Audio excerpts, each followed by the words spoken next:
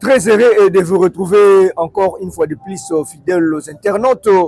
Il y a Mako TV, un vrai site dans un vrai monde. C'est le vôtre, Gelor Obola. Si je vous ai dit que non, une fois de plus que Nakouté Nabino de Soussou, parce que dans un académie déjà, quasi comme héros ou dans l'ombre. Et aujourd'hui, je suis là en personne pour Nakouloube la Penza. Actualité, comme notre chaîne, c'est une chaîne de proximité, chaîne où vous avez toujours il y a population de Mokili pour Nakotali Sabino ou Itali Bongo, Bansango, il y a le Congo, il y a Mokili, Mobimba. Comme je vous ai dit, un vrai site dans un vrai monde, vous égayer et vous divertir, c'est notre devoir, fidèles internautes de Mac TV. Il y a le président Dani Tumba, le lot Tomemibno Lissolonini.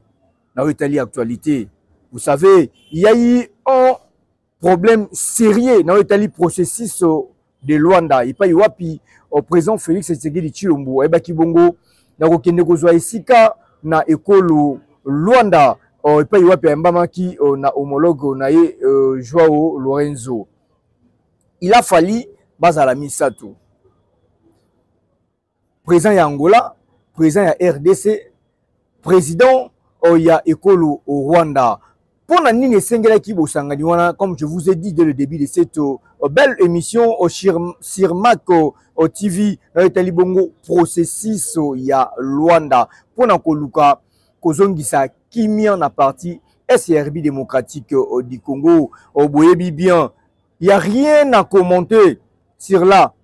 Il y a rien à commenter. Ba Congoman basali vraiment na ko souffrir na ndenge ya mukiete. Parce que souffrir, base ya souffrance wana ezanini. Ezali agression entre autres. Quand je dis bien entre autres, parce que peut-être que non, attaquer malamoko kaka ngambu moko nini non. Ba groupes armés wana olo baza lokola ba kuluna. Pamba te baza kozangisa kimia na population. Ba vandisa mi na parti SRB démocratique du Congo pour na ba intérêt moko boyeza na école au Congo te. Pour na ba intérêt ya bato bazali libanda ya école au Congo, entre autres école ya Rwanda. Même la communauté internationale aussi ba ebi yango bien baza au courant ya ba makambo oyo.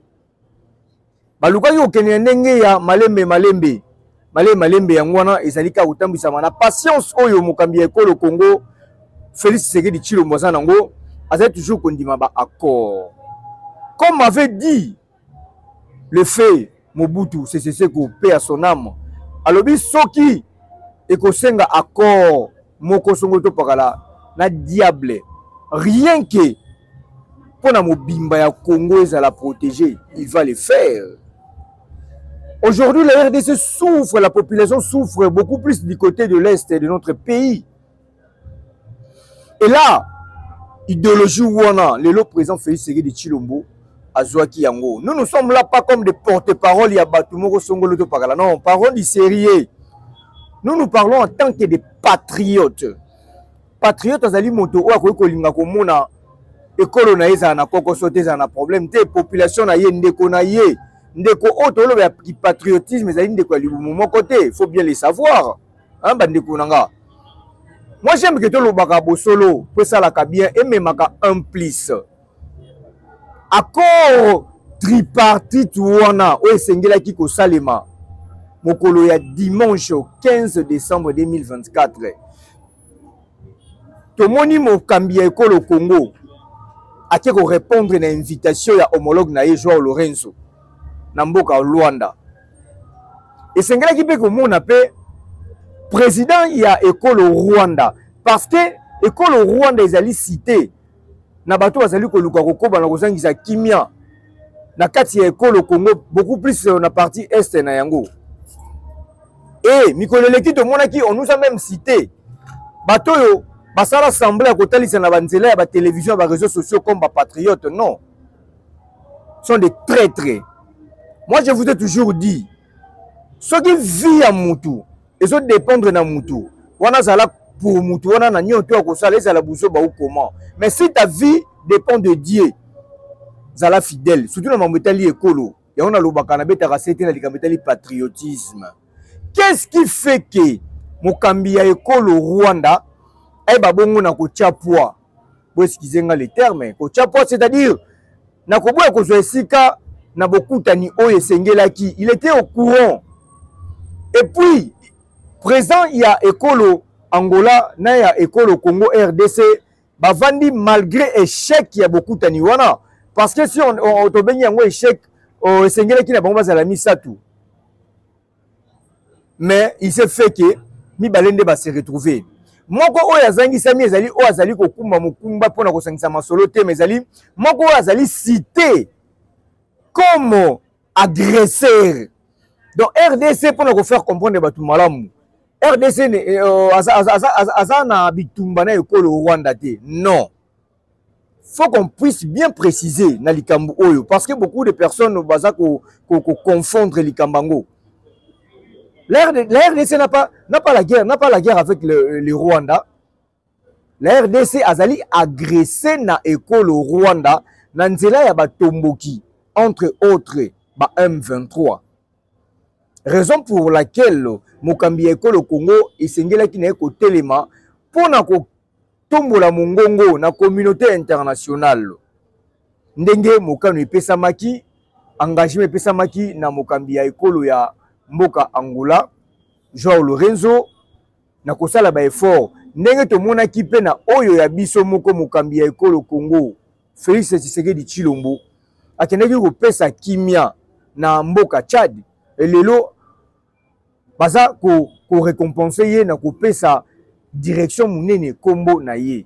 Parce que il a fait de son mieux pour établir la paix. Bisika kimia ezangaki. Le londingi moko na ngambu ya mokambi ya Rwanda. Vous allez nous comprendre parce que tozali na pokwa et sengela ki to pesa bino makanisio kaka na moment oyo. Parce que vous informer et vous divertir c'est notre devoir, fidèles internautes de Mako TV. Hein? Nini sali ke mokambi ya ekolo ya Rwanda. Aiba na ko monisa mate na mayanga ni oyo esengela ki na ekozwa esika pona ko beta masolo. Pour si kotia mokolo to afin que kimia ezonga na ekolo Rwanda na ekolo Congo parti na partie est na yango. Vous allez me comprendre parce que moi vitesse ya maloba des fois nous fait défaut aussi, mais nous sommes là pour vous informer et vous divertir car c'est notre devoir. Biso zaka ya batute biso to lobaka lokola ba patriote. Nakolinga tena mona ndeko na moko ko souffrir même si tozongi na makomi na Biblia en tant que mon Christo Moïse aneko vivre malamu eloko nini esalaki ke alongwa na ko vivre malamu akene ko vanda bisika moko ba yebi ete ezanga mutu na makolo parce que amonaki ndeko na ye na souffrance esika oyo azalaki na vie à lix.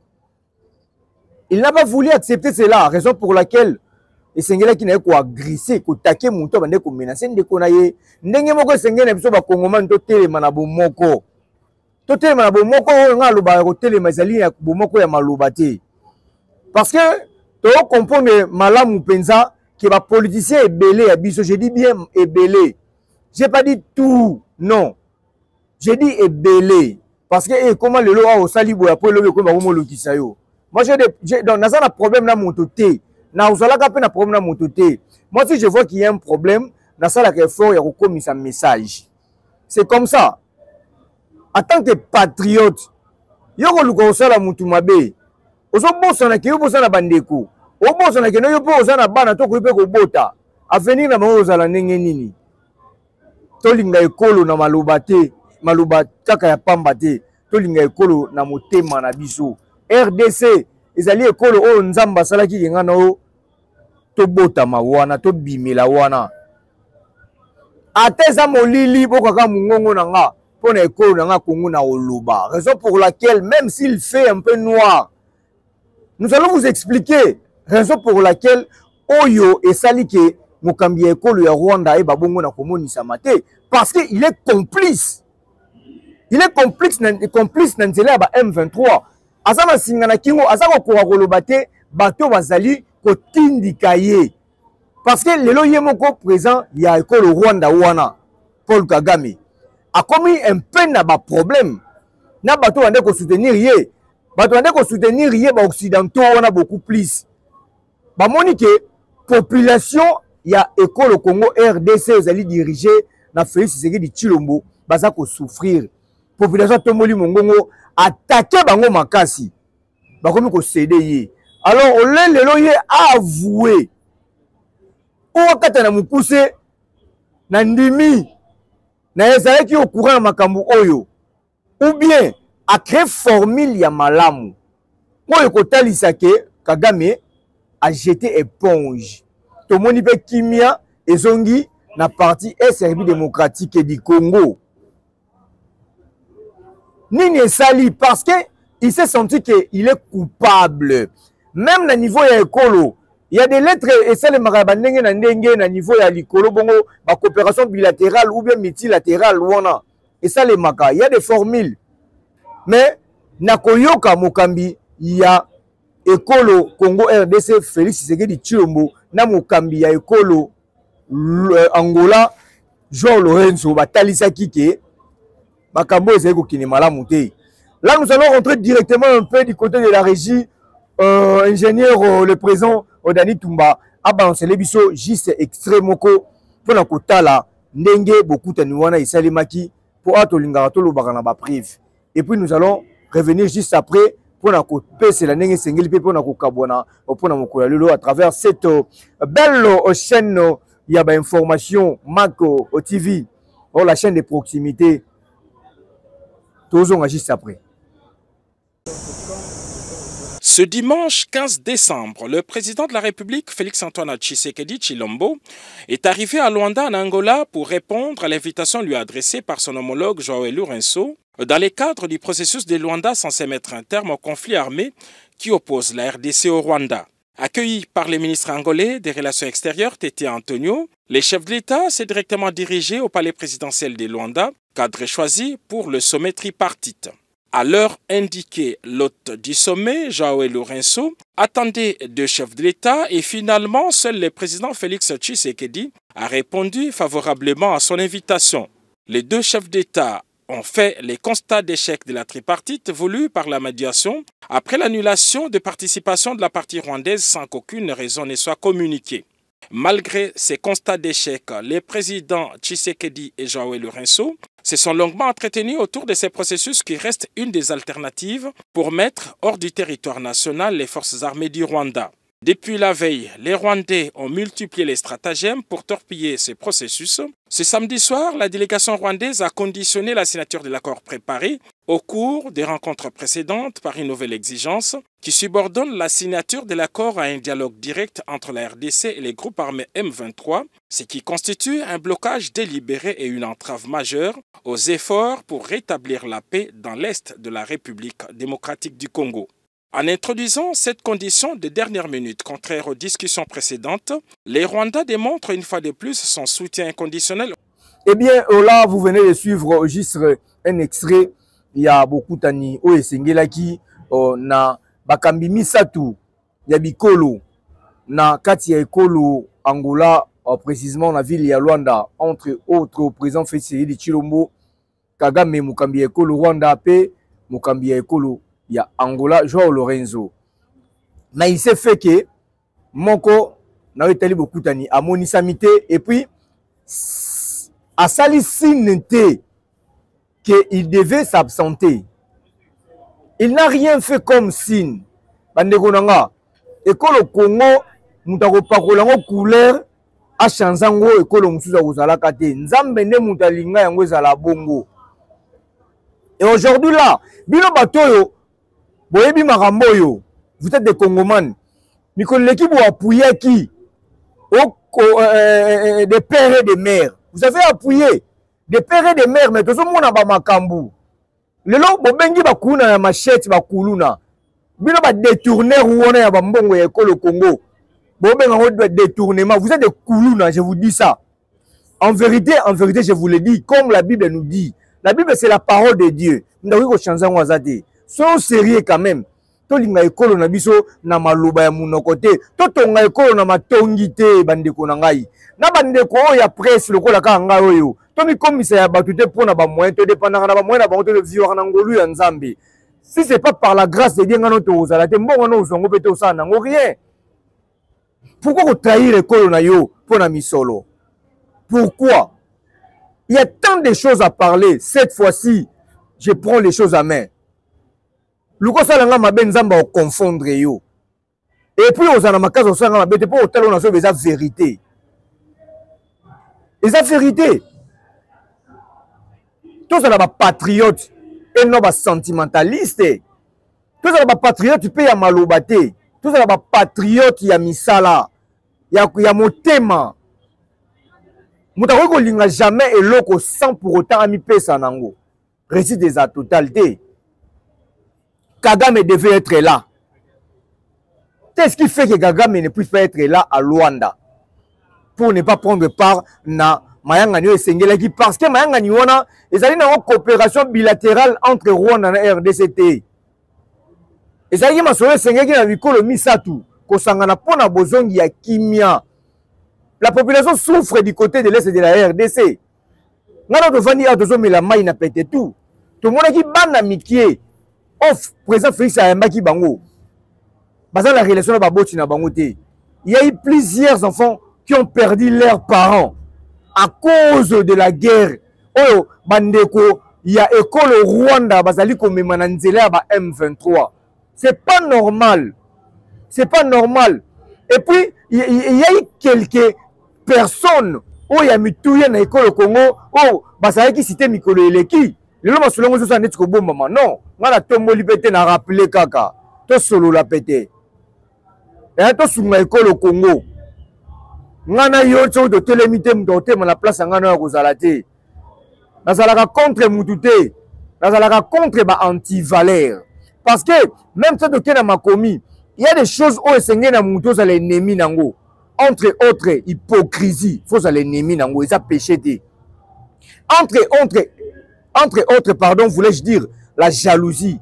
Il faut aller ennemi nango. Ndenge moko Congoman, il faut aller ennemi à école ya Rwanda. Parce que ça comme mabe kati na école au Congo. Atiki ya ye école pour na koluka ko yiba ko piller elongo. Na bande ko ebele o baza likolo. To cité communauté internationale baza au courant ba makambu oyo. Ba occidentaux baza au courant ba makambu oyo. Yango moni lelo. So moni kaka école ya Russie ameki kolukaka kosangana to apesi ja makanisa kosangana na ekolo ya continent ya Afrique ale bango basali neti basali ba gentillesse ya mbebo. Non, c'est pas cela. Et ça le nyante sengeli ko salima. C'est pas de cette manière que devait se passer des choses. Coopération bilatérale, c'est une coopération entre les économies balé o ba osolo masolo etali ba intérêt. Donc ngambo na ngambo oyo sengeli ba bénéficier. Le RDC azo finalement par rapport à quoi? Avec tout ce qu'on a comme richesse dans notre pays, non, soyons sérieux. Oh, le nagi liboso na bino, ba fidèles internautes ya Mako TV, au point na kolobela juste kaka beaucoup tani oyo. Pour comprendre que na mokuse bokimi ya Paul Kagame, et ça parce que il est conscient. À ça qu'on appuyer ba rebelle wana ba tombo ki wana M23. À ça qu'on appuyer bango. Et Sengeli na RDC ko sala quelque chose par rapport à Makambuana parce que la communauté internationale va moni makambo pendenge leki. Ba moni yango. To c'est la réaction sur RDC à tomboki à tombola mongongo. Pour même so nzela ba accord. Lelo kuluna na Congo à tomboka mo ko sangisa babota kimia ba za ko kufa avec ba difficulté zo na ba za ko kolela. Soit disant kaka na ngambu ya bango.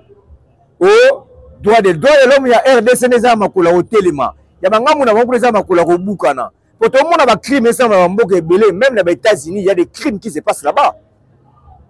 Alors maintenant ya RDC ne botongo le yango mongongo oh non tout ça makamlo lenge esengeli tout ça makamlo lenge esengeli bande ko na ba comprendre bien information en solo nulle part ailleurs atozaka pour mutude. Nous sommes là pour vous servir. Fidèles internautes, vous voyez à Paris, na Canada, na Lubumbashi, na Kinshasa, na Luanda. Aujourd'hui, nous n'avons même pas de temps. Il y a que Pesa Mote na Bino, parce que vous êtes tellement ébélés. Parce que Nathalie ndenge ya mukuse kaka na mona ba pele soko tanga ebele ka ndenge nazo sola bino awa vraiment. Jobola na France, Christian Elenga na France, nabi ke bozola nanga Ribi Obola Mokondi na Kinshasa, président Kalonija moto moko bien Miko Moussi, artiste international super Lomaliza, Rosibola boza ebele vraiment bozola ndabiso papa Edi Nomboko Oazali pe molandi monene ya Mac Télévision. Cette fois-ci, comme je vous ai dit, je prends les choses à main. Tozana bino pour éclaircir Maramounenge Sengeli. On est ensemble pour sauver notre pays, la RDC. Totia volonté wana. Bakambi ekolo volonté botiaka ya koyiba mbongo po abenga ngo détournement. Vous êtes des kuluna. Botia volonté wana pona kosunga ekolo kongi kende liboso. Na tangi kombo ya mutu te. Na bina ba oyo basalaka bongo. Parce que hier, tout le monde a travaillé. Bon, excusez-moi, comme ministre de la Justice, il fait bien son travail juste. Donc, pour le moment, il fait bien son travail. Tout en communauté pour la Nini. Il y a aussi, madame, il y a ministère, il y a social. En ça, Moussa, n'est bien tout le monde. Vous avez belé, un temps, car mi bala pas manapona, comme on dirait, des poids de mesures, t'es bien. Tout ça, l'arabien, pour m'arranger à l'arabie bien. On est ensemble. On va continuer toujours, vous s'abonner massivement na chaîne c'est Moko. Vous êtes pour na ko finga te. Vous êtes pour na ko pesa déséquilibre te. Na vous avez le coup là, il le mot justice etia équilibre. Lorsqu'il y a un ça va pas, to lobela yango. Lorsqu'il y a un ça va, to lobela yango parce que si je comprends bien beaucoup de Congolais, tout ça makasi ya ko lobela marambo. Oh, kinga na kabona gina mwasi na ye. Boye belé sur les réseaux sociaux. Tu éviter ba bloco on a isa ba anti-valeur. Mutazo kufa mo nenga zo kufa. Ozo préférer zo téléphone zo image bo tia na chaîne YouTube n'importe quoi. Ole ko sauver molimo ya moto. To sauver Congo RDC. To sauver ekolo na biso mboka ya banka. C'était pas pour rien que Dieu a voulu que tous la ba congolais ya RDC. Nanzela mabondeli to sunga ekolo na biso. Nanzela ya kibo moto boye to sunga ekolo na biso kende liboso. Et vous allez malamu. Et je sais que vous avez bien compris raison pour laquelle tozaki liboso na bino partout bozo na biso. Mokolo ya to leveli likambetali bongo bokutani. Il y a présent Félix Tshisekedi Tshilombo na ekolo ya Angola. Fallait bakutana na mokambi ya ekolo ya Rwanda pona ko mettre fin kosola bosolo kotalisa mokambi ekolo Rwanda ke azalaki sima ya batombo kito pe ba rebelle ya M23 o azali kozangisa kimia na parti ya République démocratique du Congo. Bravo na mokambi ekolo Congo parce que alobi akomitia na mobimbanyo surtout afin que kimia ezonga. Quant à moi, je vous dis ciao.